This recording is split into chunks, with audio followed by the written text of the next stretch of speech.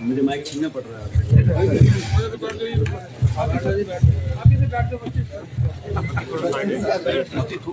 हमारी अलायंस के उम्मीदवार शबीर जी, नेशनल कॉन्फ्रेंस के जिला अध्यक्ष जी, हमारे पीडीसी के चेयरमैन साहब, कांग्रेस पार्टी के सभी नेतागण और आप सब बुजुर्गों नौजवान दोस्तों, मैं माफ़ी चाहता हूं कि थोड़ी जल्दी है मेरे को वापस जम्मू और मेरे को परमिशन नहीं है हेलीकॉप्टर के 3:30 के बाद उड़ने की, इसलिए मैं आपके बीच यहाँ पर आया हूँ वोट मांगने के लिए, हमारे उम्मीदवार के लिए।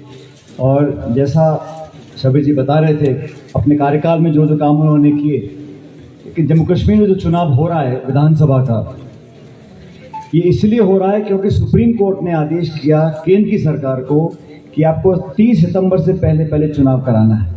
नहीं तो ये लोग मजे ले रहे थे। केंद्र की सरकार को क्या दिक्कत थी चुनाव कराने की? यहाँ पे गवर्नर एलजी लगा रखा है, खुद की सरकार है, डबल इंजन सरकार चल रहा था। सुप्रीम कोर्ट ने कहा कि आपको जमहूरियत को दोबारा जिंदा करना पड़ेगा और लोगों के अधिकार देने पड़ेंगे और आप उनको महरूम नहीं रख सकते हैं वोट डालने से। इसलिए चुनाव हो रहा है। ये चुनाव हो रहा है लोकसभा चुनाव के बाद। देश में जब लोकसभा के चुनाव थे तो कांग्रेस पार्टी ने सारे विपक्ष के ऑपोजिशन के नेताओं से बात कर एक इंडिया अलायंस बनाया। उसमें वो भी लोग थे जिनके सामने हम लड़ते थे, लेकिन देश में जो चुनौती थी उस पर कामयाबी पाने के लिए सबको साथ आना जरूरी था। इसलिए चाहे ममता बनर्जी हो, चाहे डीएमके हो, चाहे एनसी हो, चाहे कांग्रेस, सब मिलके एक चुनाव लड़े और इंडिया अलायंस एक मजबूत अलायंस बनकर निकला। और 4 जून को जब रिजल्ट आया लोकसभा के चुनाव का, तो जो लोग बोलते थे कि 300 पार, 400 पार, 500 पार, वो 240 पे अटक गए। और ये सरकार बनी बीजेपी की, लेकिन बनी पैसाखियों पे।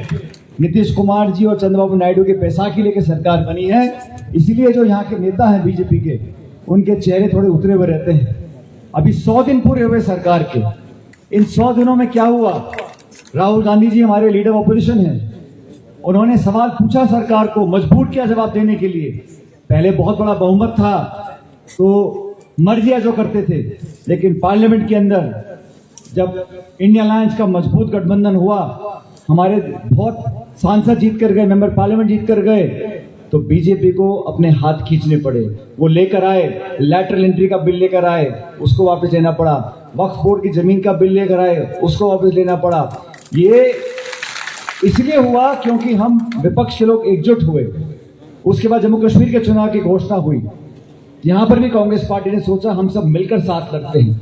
तो जो अलायंस हुआ है वो बीजेपी का जो एक काम करने का तरीका है, वो सीधे लड़ाई नहीं लड़ेंगे, वो इधर से उधर से नीचे से ऊपर से करके पूरा गेम खेलने की उनकी पूरी तैयारी रहती है। और मैं भी सुरनकोट पे था, मैंने वहां पर कहा कि बीजेपी हमेशा बोलती है डबल इंजन बोलते हैं कि नहीं बोलते डबल इंजन। तो यहां पर भी उनकी सरकार थी, इंजन चल रहा था, लेकिन जो श्रीनगर का इंजन था वो सिर्फ धुआं फेंक रहा था, काम नहीं हो रहा था। इसलिए नई सरकार बनेगी, अलायंस की सरकार बनेगी।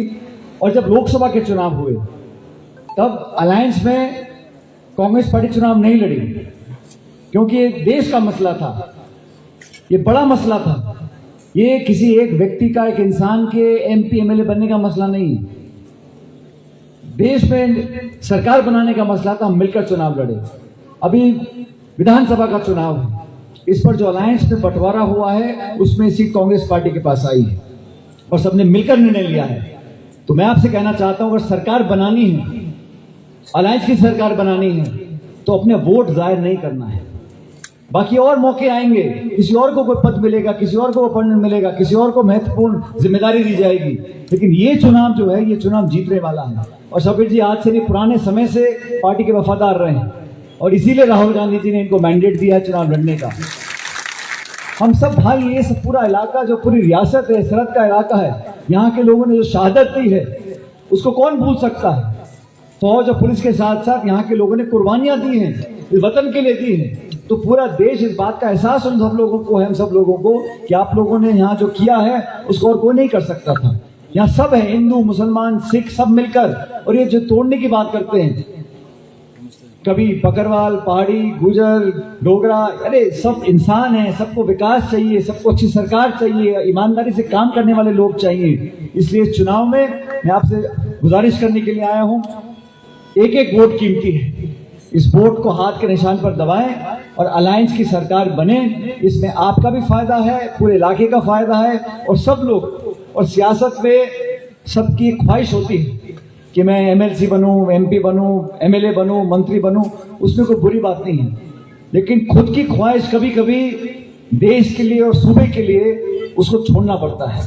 तो ये चुनाव बड़ा चुनाव है, पूरी दुनिया की नजर इस चुनाव के ऊपर है। पूरे वलायत के लोग देखना चाहते हैं, पूरे देश दुनिया के लोग देखना चाहते हैं कि जम्मू कश्मीर के लोग किसको चुनते हैं। अब यहाँ अलग अलग पार्टियां बन गई हैं, नई नई पार्टियां बनी हैं। और ध्यान रखें, ये जो नए नए लोग सियासत यहाँ कूद रहे हैं, ये चुनाव जीतने के लिए नहीं लड़ रहे हैं। ये सिर्फ शबरी जी का वोट कैसे कम हो जाए, 2000, 5000, 600, 800, 900 बस वोट कम करने का है। इसलिए कृपया करके मैं आपसे गुजारिश कर रहा हूं, एक एक वोट का ध्यान रखें। और जैसा मंच सब लोगों ने बोला, सभी पार्टी के पदाधिकारी सब एकजुट हैं और सब चाहते कि यहाँ पर बीजेपी को मुंहतोड़ जवाब मिले। वो तभी संभव होगा, तभी पॉसिबल होगा जब हम सब लोग मिलकर चुनाव लड़ें और शबरी जी को भेजकर श्रीनगर में अपना विधायक बनाकर आप भेजें। बाकी बीजेपी का आप देख चुके हो, आमदनी दुगनी करेंगे किसान की, 2 करोड़ नौकरी देंगे और जुमलेबाजी। और 10 साल से आज भी आप लोग याद करो, जब डॉक्टर मनमोहन सिंह प्रधानमंत्री थे तब जम्मू कश्मीर के लोगों को कितना अधिकार होता था मांग रखने का, काम करवाने का, डेवलपमेंट कराने का। अब 10 साल से बीजेपी के मुख्यमंत्री प्रधानमंत्री हैं, क्या काम हुआ यहाँ पर? स्टेटहुड आपका छीन लिया। क्या कारण है? आपको दुश्मनी है, आपको कुछ गिला शिकवा है, आप और करें, लेकिन लोगों को इस तरह से दुख देने का, उनकी बेइज्जती करने का किसी को अधिकार नहीं है। ये मुल्क